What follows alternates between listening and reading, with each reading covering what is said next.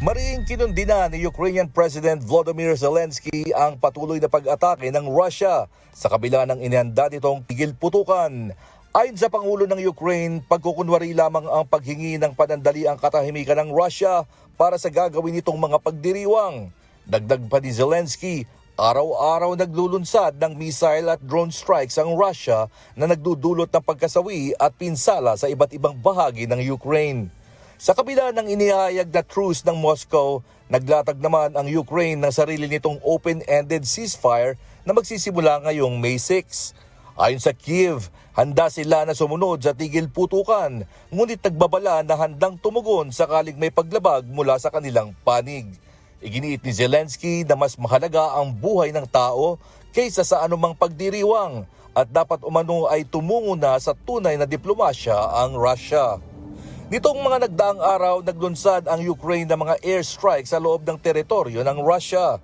Isa sa tinamaan ang industrial area sa Leningrad region at isang factory na gumagawa ng mga military component. Ginamit umano ng Ukraine ang kanilang domestically produced na Flamingo cruise missiles na kayang umabot sa 1,500 kilometers ang layo. Sa panig naman ng Russia, inanunsyo ng kanilang Defense Ministry na naharang nila ang ilang missile at mahigit 600 drones na pinakawalan ng Ukraine. Pansamantala rin na ipinasara ang 3 airports sa Moscow habang naharang ang ilang drone malapit sa kabisera.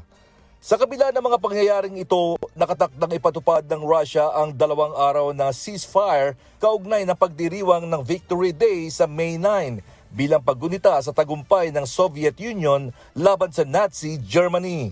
Ngunit dahil sa patuloy na banta ng pag-atake, inaasahang babawasan ang mga aktibidad sa pagdiriwang at hindi ipapakita ang malalaking kagamitang militar.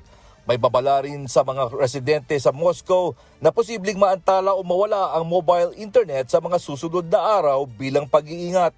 Ayon kay Zelensky, ang sitwasyon ay nagpapakita na hindi kayang magdaos ng malaking pagdiriwang ang Russia nang walang kooperasyon ng Ukraine na dapat umanong maging daan upang tapusin na ang digmaan.